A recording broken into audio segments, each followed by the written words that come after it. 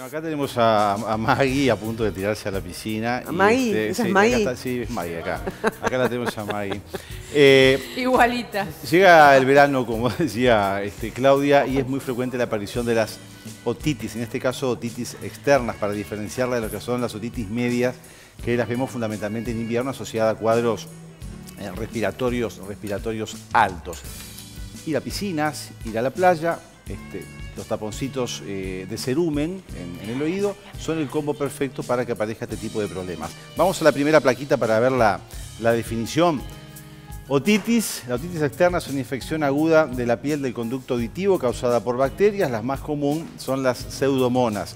O sea, el término otitis hace referencia a inflamación del oído, que en este caso, como estamos hablando de un proceso además infeccioso, es una otitis infecciosa. Puede haber otitis alérgicas en las cuales no haya infección como problema principal. Pero vamos a repasar un poquito cuando hablamos de otitis externa, cuáles son los sectores del oído para que nos ubiquemos mejor. Y vamos a compartir el siguiente video, señor director, si lo tenemos para allí, para explicar las partes del oído. Ahí está, acá tenemos el oído, entonces tenemos que el mismo... vamos a verlo más adelante, se diferencia en tres sectores que son oído externo, oído medio y oído interno. ¿Cuáles son las funciones del oído? Básicamente dos. Una es obviamente permitir la audición y la otra es regular todo lo que tiene que ver con la función del equilibrio. Todo obviamente a través de una conexión con el sistema nervioso central. Vamos ahora entonces sí a las partes del oído. Como les decía, se divide en tres áreas. Una es el oído externo, formado por el pabellón auricular, seguido después por lo que es el conducto auditivo externo, el oído medio y el oído interno. El oído externo, centro de lo que es nuestro tema de hoy, como les decía, está formado por el pabellón auditivo y el conducto auditivo externo, por donde entran entran las ondas sonoras que hacen vibrar esta membrana, ¿sí? Que es la membrana del tímpano. Luego en el oído medio aparecen estos huesecitos que se llaman martillo, yunque y estribo, que de alguna manera transmiten la vibración hacia lo que es el oído interno, formado por ese caracol o cóclea, donde ese efecto mecánico se transforma en efecto nervioso, impulsos eléctricos que son los que viajan hacia el cerebro. Por ahí entonces la presentación que quería compartir ustedes para que nos ubiquemos un poquito. Tres características entonces de lo que es la piel de ese conducto auditivo externo que yo les mostraba en este video. Una de ellas es su delgadez. Es prácticamente, debe ser de la piel más delgada que tiene el organismo. Prácticamente les diría que la delgadez de una hoja. La segunda característica es que, a diferencia del resto de la piel de otras partes del cuerpo, que generalmente crecen en capas y se van descamando con el paso del tiempo, en el caso de la piel del conducto auditivo externo es como un tubo que va creciendo desde adentro hacia afuera, de forma tal que, por ejemplo, con este papel, si yo representara la piel del oído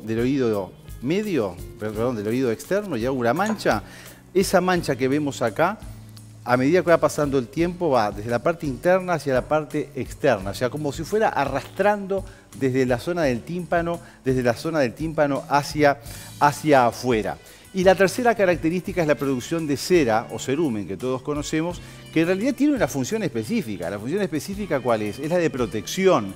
Es protección contra cualquier tipo de gérmenes, insectos, del frío, del calor, también, ¿por qué no?, del agua, ¿sí? O sea que es normal la producción de cerumen, que en realidad es una composición de grasas y proteínas. ¿Qué ocurre cuando vamos a la playa o a la piscina?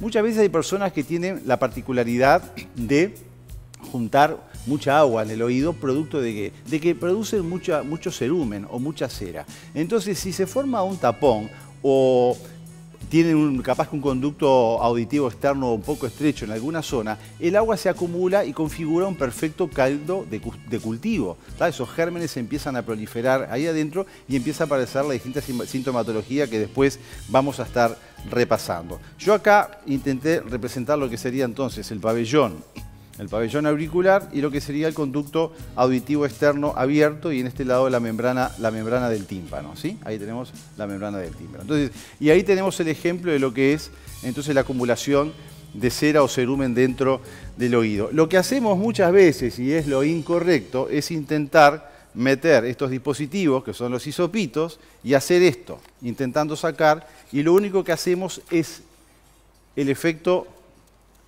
inapropiado, o sea, el efecto... Ahí está. Si nosotros hacemos esto, lo que hacemos en realidad es empujar hacia adentro, no sacar absolutamente nada. Estamos de alguna forma yendo en contra de lo que es el proceso normal. Determinamos que se acumule más, que se apriete más y que el agua pueda salir menos. Y además de eso estamos muchas veces lesionando la piel del conducto auditivo externo, que yo, como les decía, es muy finita. Entonces, cualquier cosa que nos metamos adentro del conducto auditivo externo, vamos a erosionar esa piel, la vamos a lastimar, y si tenemos gérmenes, tenemos bacterias, tenemos agua acumulada, más el tapón de cera, generamos entonces esa otitis externa. O sea que estos dispositivos en realidad no hay que usarlos, solamente ¿saben para qué? Para limpiar la parte externa, el pabellón auricular solamente, pero no para introducirlo adentro del conducto auditivo externo. Vamos a la placa siguiente. Los síntomas incluyen dolor, incluyen secreción, pueden incluir pérdida de la audición, si el conducto auditivo obviamente se ha edematizado, porque cuando hay un proceso inflamatorio, más allá de que haya o no infección, hay edematización o hinchazón de la piel.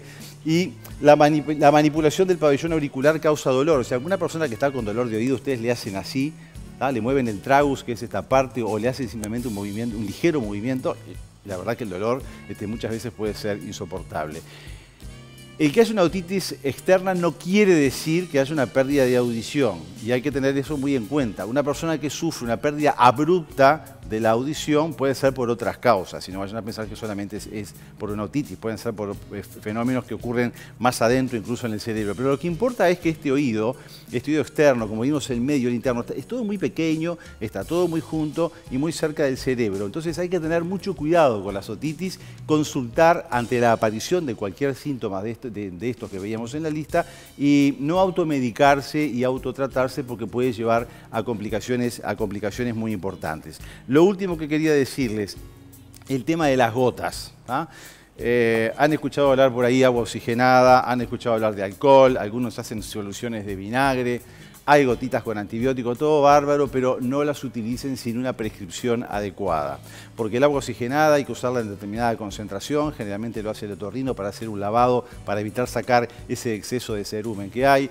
El alcohol, si bien se evapora rápido, es bastante agresivo. Imagínense si hay incluso llega a haber una lesión de la membrana del tímpano y ustedes meten alcohol para adentro, no se imaginan el dolor que les puede ocasionar al pasar y tocar contacto con la mucosa del oído medio. Así que no meterse nada adentro del oído, absolutamente nada. Y recuerden que, bueno, que si tienen cualquier síntoma, lo más importante es consultar al médico para que eventualmente pueda pasarlo al otorrino, hacer un lavado adecuado de oído y entonces solucionar el problema. Y si se indica antibiótico, bueno, que la prescripción realmente sea la prescripción médica. Recuerden también que cualquier líquido que ustedes puedan poner adentro del oído, frío o tibio, les puede generar una sintomatología muy molesta, justamente porque, como les dije, una de las funciones del oído es lo que tiene que ver con el equilibrio, y les puede generar vértigos y les puede generar mareos realmente muy importantes por aumento de la presión y también por la temperatura de los líquidos que vayamos a meternos adentro. Así que, Maggie, si querés, te podés lanzar a la piscina tranquila,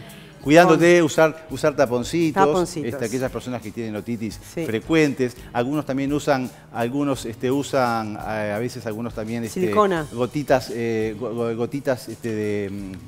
justamente de taponcito de silicona, y algunas gotitas de vaselina, también para ayudar. Pero lo que no me queda claro, te quiero hacer una pregunta, doctor.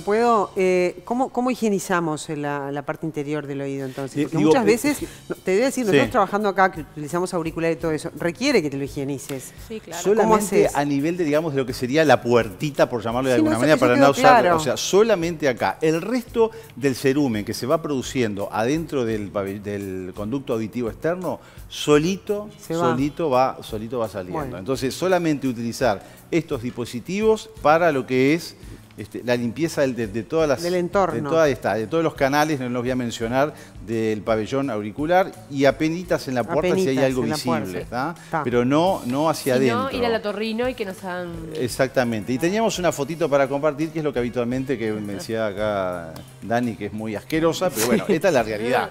O sea, esto es cuando hay una otitis externa, o sea, con un proceso realmente, ven que hay todo un enrojecimiento, con calor, si uno tocara esto es caliente, por inflamación y edematización del conducto, más todo el cerumen y el proceso inflamatorio. Esto obviamente es la visualización a través de un aparatito que es el otoscopio, que bueno, que alguna vez ustedes lo habrán visto, iba a traerlo y me olvidé de traerlo. Bueno, muy lindo todo. Así que a cuidarse.